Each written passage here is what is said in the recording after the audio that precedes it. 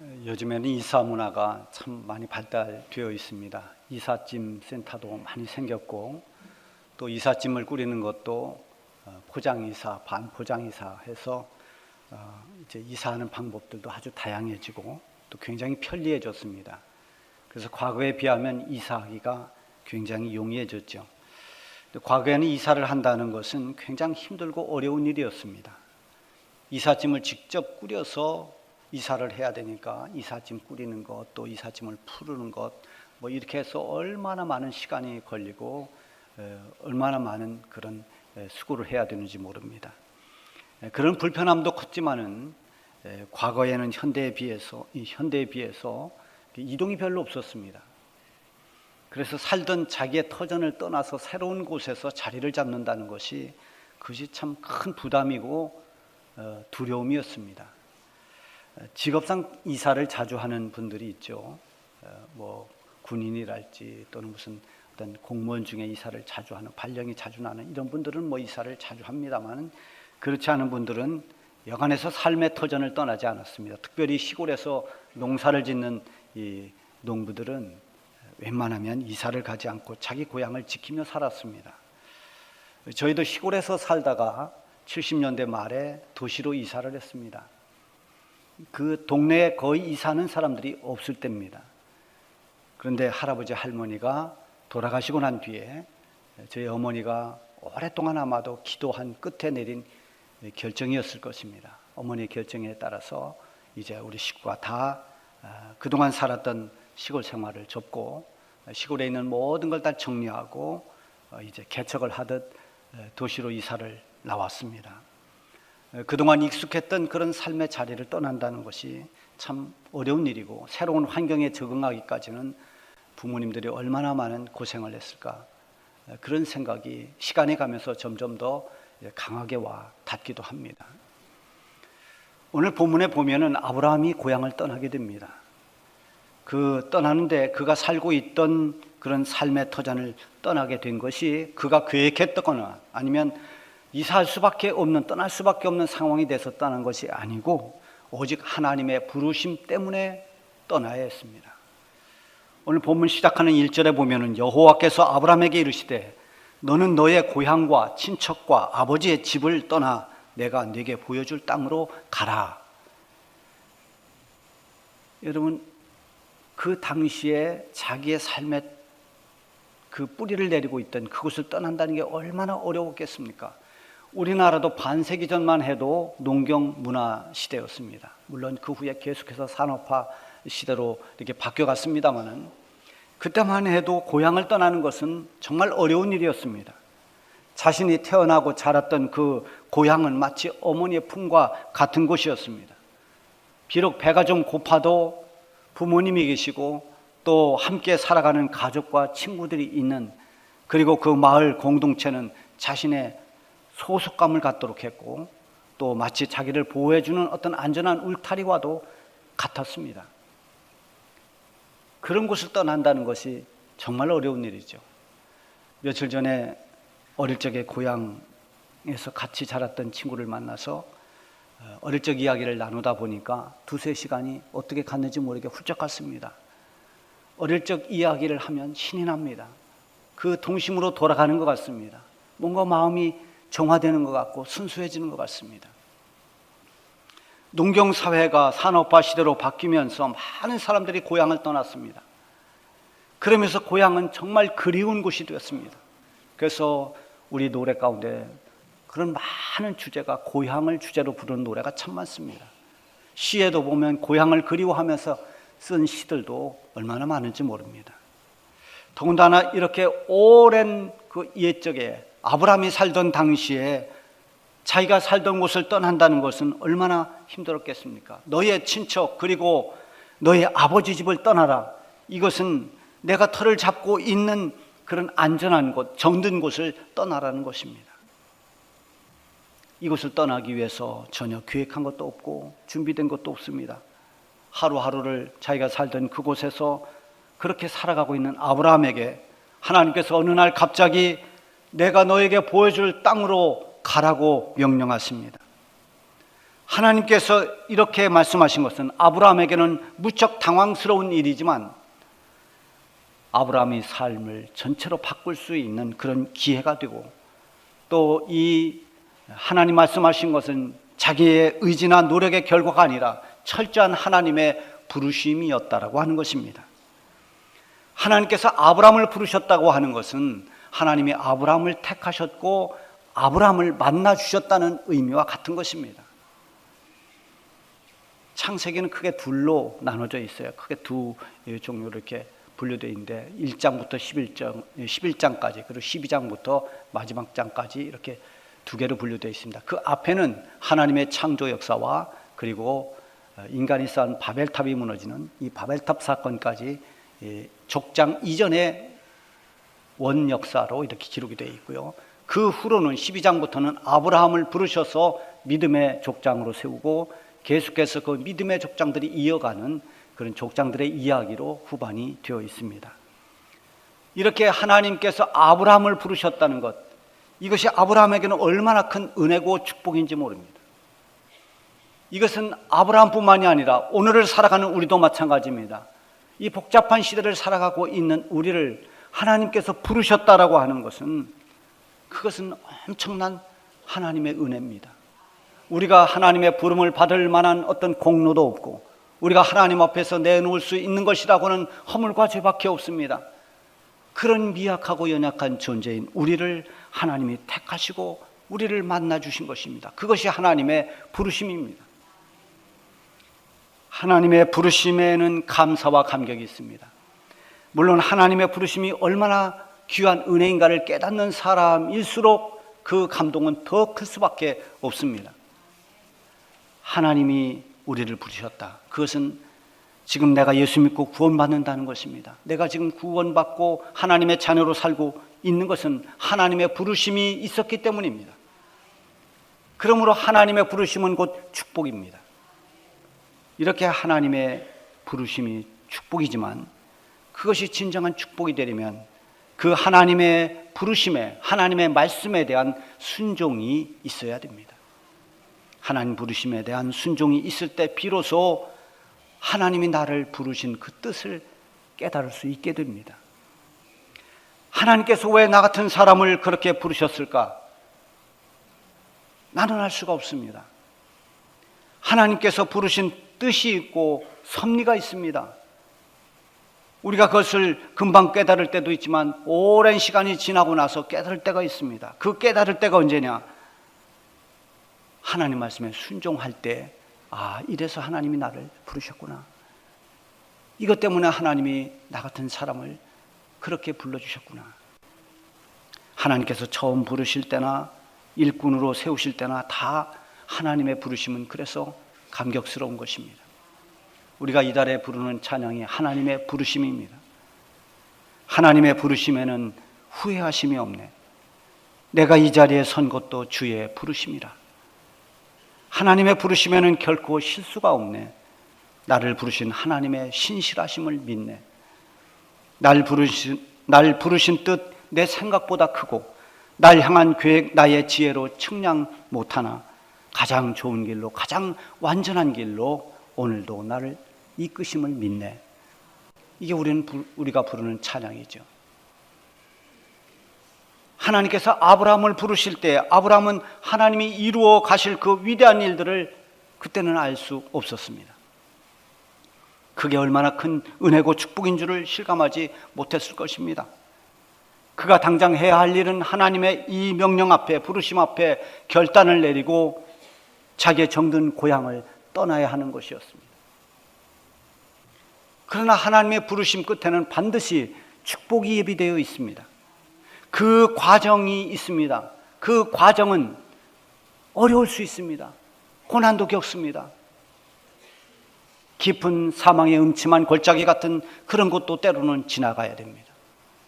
그래서 그 과정에서 필요한 것이 그럼에도 불구하고의 순종입니다. 내가 떠나기 싫음에도 불구하고 떠나고, 내가 가고 싶지 않은 곳임에도 불구하고, 하고 싶지 않은 일임에도 불구하고 순종하는 것, 그게 부르심을 받은 성도들이 가야 할 길인 것입니다. 1절 말씀에 보면은 거기에 떠나라는 말씀과 가라는 말씀이 나옵니다. 예수 믿고 구원받으면 해야 할 일들이 생깁니다. 물론 교회를 다니고 예배를 드리고 또 전에 하지 않던 여러 가지 봉사를 하고 헌금을 하고 또 섬김의 삶을 살고 이런 것 해야 되지만 더 근본적으로 말한다면 예수 믿기 이전에 우리가 육신만을 위해서 살았던 죄 가운데 살았던 우리의 옛사람을 떠나라는 것입니다. 이것이 진정한 회개입니다. 회개라는 히브리어 이 헬라어 단어는 방향을 바꾼다는 의미가 있습니다. 화살이 관역을 빗나가는 것이 죄입니다. 그런데 그 빗나간 방향을 바로잡아서 하나님이 부르신 하나님의 뜻을 따라 살아가는 것, 그 길로 방향을 바꾸는 것이 회개입니다. 에베소서 4장 22절에 보면 너희는 유혹의 욕심을 따라 썩어져가는 구습을 따르는 옛사람을 벗어버려라 이렇게 말씀하고 있어요. 옛사람을 벗어버리라고 하는 것은 과거에 하나님의 뜻을 외면하며 살았던 내 고집대로 내 마음대로 살았던 그 자리를 떠나라는 것입니다. 그 자리를 떠나야 비로소 하나님이 이루어 가실 그런 새로운 삶을 살아갈 수가 있습니다. 당시 아브라함이 살던 그 하란이라고 하는 곳은 우상 숭배가 성행하던 곳입니다. 당시로서는 대도시라고 할 만큼 많은 사람들이 모여 살던 그런 문명 도시입니다. 기록에 보면 약 20만 명이 살던 고대 문명 도시로 나와 있어요. 그런 곳에서 터를 잡고 살아가던 이 아브라함을 하나님이 어느 날 떠나라고 말씀하십니다. 떠나기 위해서는 지금까지 살던 삶의 패턴을 다 바꿔야 됩니다. 그곳에서 정착하며 살았던 모든 삶의 방식을 다 버려야 떠날 수 있습니다. 그래서 하나님의 부르심을 따라 순종하고 사는 사람들에게는 삶의 변화가 있기 마련입니다. 우상을 숭배하던 사람들이 우상을 버리고 하나님을 섬깁니다. 내 마음대로 살던 사람이 내 마음대로 살지 않고 하나님의 말씀을 따라 살아가는 온유와 겸손한 삶을 살아가게 됩니다. 술에 찌들어 살던 사람이 술을 끊게 되고 나밖에 모르던 사람이 이웃을 돌아보며 살게 됩니다. 주말에는 산으로 바다로 놀러만 다니던 사람이 주일 성수를 하고 하나님 앞에 예배하는 예배자가 됩니다. 이런 변화가 일어나는 것입니다. 과거의 삶으로부터 벗어나서 떠나서 하나님이 보여주시는 새 삶을 향해 나가는 이런 변화된 모습들, 떠나지 않고는 이런 변화가 일어날 수가 없는 것입니다. 아직도 과거의 옛사람의 모습을 붙잡고 있다면 여러분이 이 말씀 앞에 과거의 모든 옛사람의 옷을 벗고 과거의 낡은 구습에서 떠날 수 있기를 바랍니다. 떠남과 동시에 하나님께서 보여줄 땅으로 가라 말씀하십니다. 그 땅은 하나님이 예비하신 땅입니다. 아브라함에게 보여줄 땅, 그전 성경에는 내가 너에게 지시할 땅으로 가라 했습니다. 지시할 땅, 어디로 가라고 할지 아직 모릅니다. 그저 하나님이 인도하시는 곳, 하나님이 이끄시는 그 길로 가라는 것입니다. 이것은 우리가 쉽게 말하면 이제 너는 믿음의 길로 가라, 십자가의 길을 가라, 하나님의 말씀에 순종하는 그 길로 가라, 이런 뜻입니다. 내가 가본 길이 아닙니다. 내가 잘 알고 있는 코스도 아닙니다. 어느 코스로 어떻게 가야 할지 전혀 알지 못하지만 오직 하나님의 말씀에 의지해서 믿음으로 순종하며 가는 길, 그래서 믿음 없이는 갈 수 없는 길이 바로 부르심에 순종하는 길입니다. 히브리서 11장 8절에 보면 믿음으로 아브라함은 부르심을 받았을 때 순종하여 장래의 유업으로 받을 땅에 나아갈새 갈 바를 알지 못하고 나아갔으며, 여기에 중요한 것이 믿음으로 어디로 가야 할지 알지 못하지만 갈 바를 알지 못하지만 부르심을 받았을 때 순종으로 그 길을 간 것은 무엇으로 한 것이냐? 믿음으로 그렇게 했다는 것입니다. 따라서 믿음이라고 하는 것은 내 뜻대로 살면서 뿌리를 내렸던 과거의 그런 모든 삶의 자리를 떠나서 내가 알 수 없지만 하나님이 나를 어떻게 이끌어 가시든 하나님이 인도하시고 이끌어 가시는 그대로 순종하며 가는 것이 진정한 믿음인 것입니다. 하나님께서 인도하시는 길을 가는 사람들의 특징은 다 믿음으로 살았다는 것입니다. 신약성경의 히브리서가 믿음장이라고 그렇게 말해요. 거기 보면 믿음에 관해서 쭉 처음부터 끝까지 기록되어 있습니다. 그리고 그 믿음장에는 수많은 위대한 믿음의 사람들이 소개됩니다. 그 사람들이 소개될 때마다 앞에 나오는 단어가 뭐냐면 믿음으로 누구는 이렇게 살았고 믿음으로 누구는 이렇게 살았다. 다 믿음으로 이렇게 나옵니다. 하나님의 부르심을 따라가려면 믿음이 있어야 됩니다. 믿음과 동시에 그 믿음과 연결되어 있습니다만 하나님의 말씀을 붙잡고 나아가야 됩니다. 오늘 4절에 보면은 이에 아브라함이 여호와의 말씀을 따라갔고 롯도 그와 함께 갔으며 아브라함이 하란을 떠날 때 75세였더라.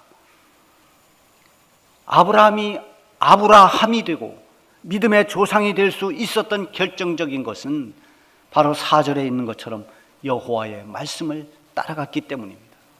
믿음으로 순종했기 때문입니다. 하나님께서 아브라함에게 주신 약속의 말씀을 굳게 붙잡고 그 말씀을 따라간 결과가 하나님의 약속의 성취, 하나님의 축복, 바로 아브라함이 큰 민족을 이루고 만국의 아버지가 되고 그리고 믿음의 조상이 된 것입니다. 하나님의 축복을 얻으려는 목적이 아니라 할지라도 하나님의 말씀을 따라서 순종하고 나아가면 하나님의 언약은 성취됩니다. 우리에게 좋은 것 주시기를 원하시는 하나님의 축복은 반드시 이루어지는 것입니다. 그러면 아브라함에게 주신 약속의 말씀이 무엇인지 2절 3절을 보면 쭉 나와 있습니다. 내가 너로 큰 민족을 이루고 네게 복을 주어 네 이름을 창대하게 하리니 너는 복이 될지라. 너를 축복하는 자에게는 내가 복을 내리고 너를 저주하는 자에게는 내가 저주하리니 땅의 모든 족속이 너로 말미암아 복을 얻을 것이라. 여러분, 이게 얼마나 귀한 복입니까? 창세기 12장 1절부터 우리가 본문을 읽었습니다만 11장 그 후반에 보면 11장 30절에 사레는 임신하지 못함으로 자식이 없었더라, 이렇게 기록되어 있습니다. 아브라함이 하나님의 부름을 받을 때 그의 나이 75세였습니다. 적지 않은 나이입니다. 그런데 그때 그 아내 사레는 임신하지 못한 채 자식이 없었습니다. 그런 아브라함에게 내가 너로 큰 민족을 이루겠다고 그렇게 하나님이 말씀해 주십니다. 때로는 이 하나님의 약속은 우리의 현실과 너무 거리가 멀어 보입니다. 하나님의 약속의 말씀은 사람의 생각으로 때로는 불가능해 보입니다. 그래서 믿음이 필요하고 하나님의 말씀을 신뢰하는 것이 절대적으로 필요한 것입니다. 나의 상황이나 어떤 가능성 때문이 아니라 하나님께서 말씀하신 하나님의 말씀이기에 우리는 믿고 따라가는 것입니다.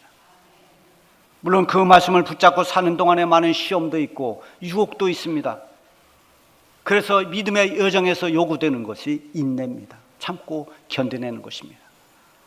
믿음으로 참고 견뎌내면서 하나님의 약속을 기다리면 하나님의 때가 되면 하나님께서 반드시 그 약속을 성취해 주시는 것입니다. 아브라함은 이 약속이 성취되는 단초를 보기까지 25년이 걸렸습니다. 사레를 통해서 이삭이라고 하는 아들을 25년 만에 얻었습니다. 그리고 그 후에 계속해서 아브라함의 후손들은 번성해 갔습니다. 오늘 우리가 영적으로 보면 다 아브라함의 자손들입니다. 이렇게 후대에 이루어지는 이런 놀라운 하나님의 약속의 성취를 아브라함은 다 보지 못했지만 하나님 그 모든 것을 다 이루어 가셨습니다. 그리고 또 한 가지 약속한 것이 복의 약속입니다. 내게 복을 주어 내 이름을 창대하게 할 것이다. 너는 복이 될지라. 너를 축복하는 자를 내가 복 줄 것이고 너를 저주하는 자를 저주할 것이다. 모든 족속이 너로 인해서 복을 얻을 것이다. 2절 3절에 있는 이 약속의 말씀 가운데 복이라는 단어가 얼마나 많을지 모릅니다. 여러분, 우리 기독교 신앙이 변질이 돼서 그저 복 신앙생활하는 목적이 복이 되면 그건 기복신앙입니다. 그렇다고 해서 복이 저급한 것으로 취급해서는 안 됩니다. 성경을 읽어보면 복이라는 말씀이 얼마나 많이 나오는지 모릅니다. 하나님은 우리에게 복 주시기를 원하시는 분입니다. 또 복을 주시는 분입니다. 우리는 하나님으로부터 오는 복을 귀하게 여겨야 됩니다. 기복신앙이라는 것 때문에 하나님이 주시는 복 자체를 무시해서는 안 됩니다. 복이 얼마나 소중한 것인지 모릅니다. 모든 믿음의 사람들은 하나님이 주시는 복을 얻었습니다. 너를 축복한 자를 내가 복주고 너를 저주한 자를 내가 저주하겠다. 이것은 무엇입니까? 어떤 복입니까? 하나님이 철저히 너와 함께 할 거고 네 편이 되어 주겠다는 것입니다. 하나님이 우리 편이 되어 주시면 우린 두려울 게 없습니다. 시편 118편 6절에 보면 여호와는 내 편이시라. 내가 두려워하지 아니하리니 사람이 내게 어찌할까? 사람이 아무리 나를 협박하고 나에게 위협을 가한다 하더라도 하나님이 내 편이 되어주시니 나는 두렵지 않다는 고백입니다. 하나님이 언제나 나와 함께 하시고 나를 도와주시는 내 편이 되심을 믿는 사람은 힘을 얻고 용기를 얻습니다. 두려움을 이겨낼 수 있습니다. 하나님의 말씀을 따라 믿고 순종하면서 그 길을 걷는 사람은 하나님의 약속이 이루어지는 것을 보게 됩니다. 말씀이 응답으로 나타나고 기도가 응답으로 나타나고 하나님이 나를 도우시고 복주시는 하나님이라는 것을 체험하면서 살게 되는 것입니다. 여러분, 하나님의 부르심은 정말 말할 수 없는 하나님의 크신 은혜고 축복입니다. 우리가 하나님의 부르심을 받을 만큼 그런 공로가 우리에게 없습니다. 그럼에도 불구하고 하나님은 우리를 택하시고 우리를 만나주시고 우리를 부르셨습니다. 이런 하나님의 부르심 앞에 우리가 할 일은 말씀에 따라 순종하며 믿음으로 살아가는 것입니다. 하나님께서 우리를 부르실 때 먼저 떠나라고 말씀하십니다. 불신의 자리, 우상 숭배의 자리, 세상 욕망을 따르고 자기 중심으로 살던 그 자리를 우리는 떠나야 됩니다. 그리고 하나님께서 우리에게 가라고 말씀하십니다. 하나님 말씀에 순종하는 그 길로, 오직 하나님께서 인도하시는 그 길로 가라고 말씀하시는 것입니다. 그 길이 비록 험하다 할지라도 그 길에는 하나님이 우리와 함께 해주시고 하나님이 우리 편이 되어서 내 편이 되어서 우리를 도와주십니다. 하나님의 부르심에 순종하며 용기 있게 그 길로 걸어가시기를 바랍니다. 기도하겠습니다.